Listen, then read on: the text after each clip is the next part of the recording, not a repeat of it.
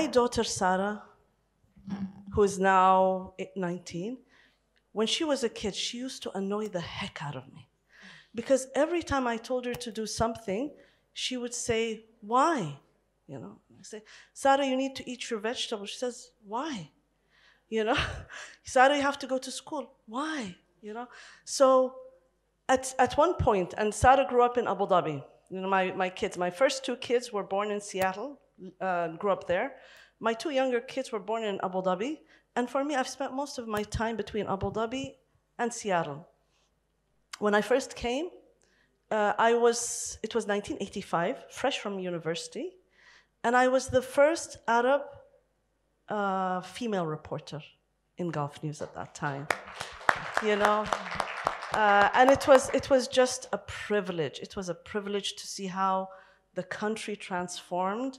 It was an amazing, amazing journey.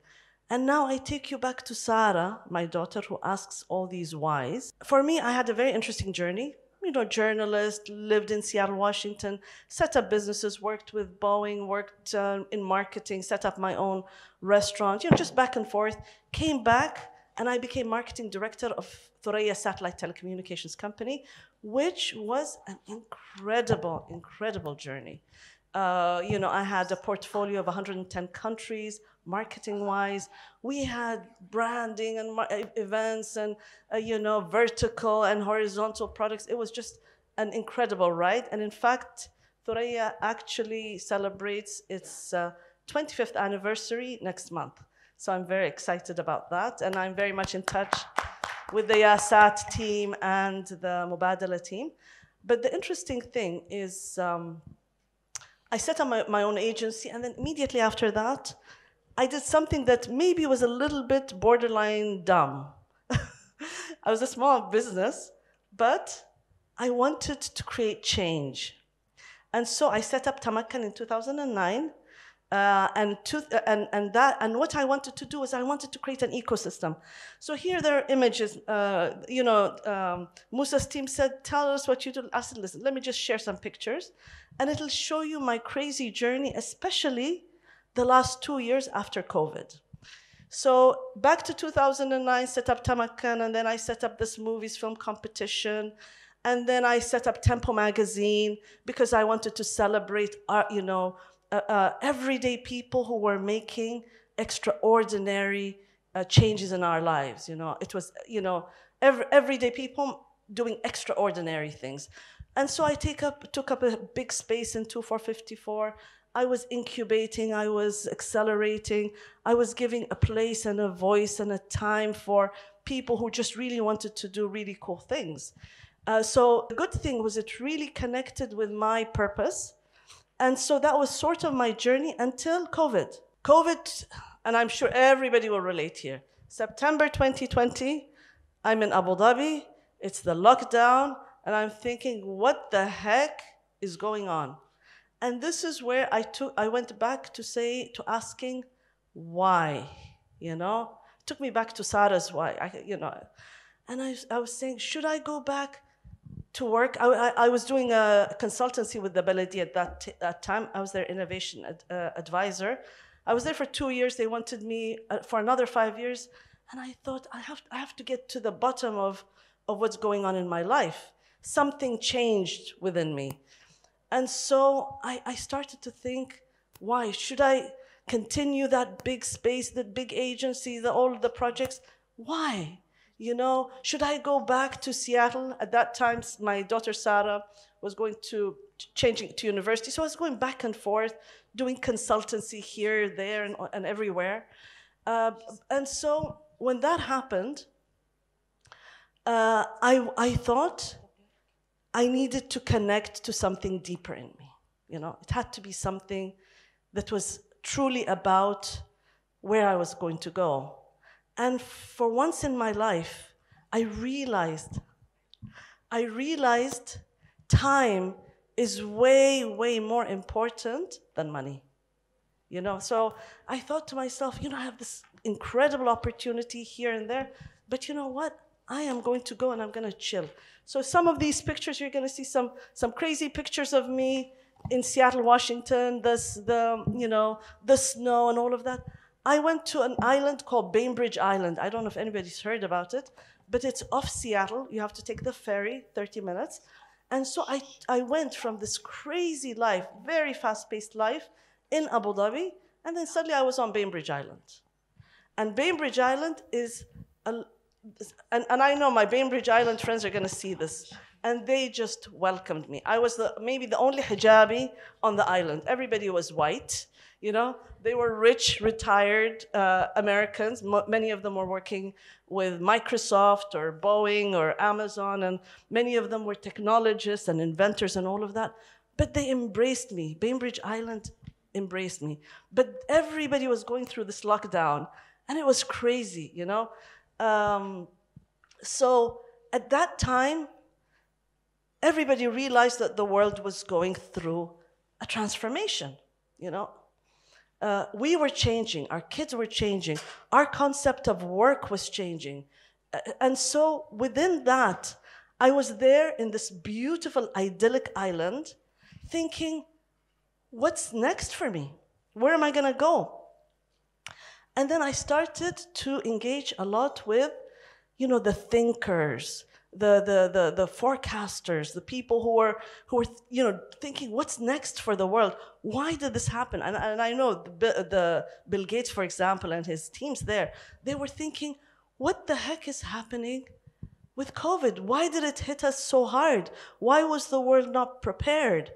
And suddenly, you know, with all of these conversations happening, for me personally, I thought we need more women leaders. We need more women engaged in leadership. And I'm not talking about implementation. I'm talking about policy creation. We need women to be part of the equation. And even when you look at all these wars, ladies and gentlemen, men, when they think about conflict, they think about conflict in terms of territories, in terms of borders, in terms of, you know, a power. Women think about the world in terms of nations, in terms of communities, in terms of neighborhoods, you know? The way we think about the world is different from the way men think about it. And for me, I had a first-hand knowledge of this. I was invited to speak at the women's engineering convention in Abu Dhabi. It was a wonderful event. But for me, it was mind-blowing because there were a lot of women there, and the way they were talking about city planning, urban development, they were talking about it in different ways. Men were thinking highways, bridges, expansion, all of that. The women were thinking the parks. They were thinking, you know, if they're old people, where would they come in? Where would people engage? How to bring in youth into the paradigm? So the women engineers were talking about the social aspect, the human aspect. And for me, with this big thing that was going on in my mind, I thought, we need to bring more women leaders into the fold. They need to be playing a bigger role. They need to be the CIOs, the chief information or innovation officers. They need to be the CSSOs, sustainability officers. They need to be the CEOs. They need to be part of setting the standards, creating the plans, and involving people. Because with women, a lot, and I love my male colleagues. I am a girl, one girl, among 5 brothers. So my mom always tells me, oh, inti mush bent, and she says, oh, you know, you should wear dresses more, you should. But I became a little bit of a tomboy, and I learned a lot of tricks from my brothers. And what I think a lot of women they can do, is we can change the world by involving more people. We need more diversity. The minute and for me, I coach entrepreneurs, startups, and the minute you get people from different nationalities working together, you get magic. The minute you bring people from different ages working together, you get magic. I know there's a big movement to bringing in a lot of youth to leadership in this country and other countries. But please don't forget the retirees. Don't forget the older people, because everybody has something to contribute. It's all about diversity. The more diverse a space is, a workplace is, a country is, the more it can create magic. And here I want to mention, a lot of times in my previous conversations, people would say, why can't we create a Silicon Valley here? You know, guys, we already have a lot of the makings of Silicon Valley here. We just need to make it happen. The one thing that happens in Silicon Valley and Seattle, you know, Amazon is there, you know, all of, you know, these countries. You should come to Seattle. It's very diverse. But the one thing that they have is they have a lot of opportunities for people to meet, to bump into each other, to engage, to discuss, and they call it serendipitous collision, you know? And this is where they meet at a coffee, you know, pouring coffee, or in a, you know, they meet in the park, or they attend the same thing.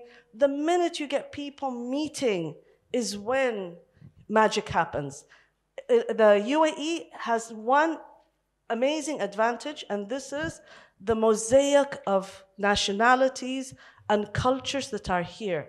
It needs to leverage that, get everybody involved, and that's when you really create magic. So women, Musa, I know I talk too much, but going back to my daughter, I want to finish with the why.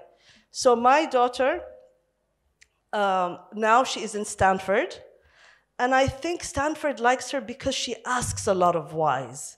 So ladies, I want all of you, whatever you do, ask your why. Why are you doing something? And I wish all of you the best. How they can brand themselves, say, assuming if they start branding themselves today, so how much time they need to get recognized, at least on the social media? Right. And what tools they should use in a most appropriate way? I love this question. I love this question because I coach a lot of women on it.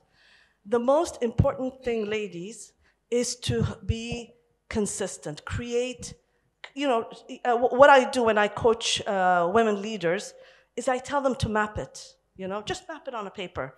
And it doesn't have to be something set in stone, but you know, you can update it periodically.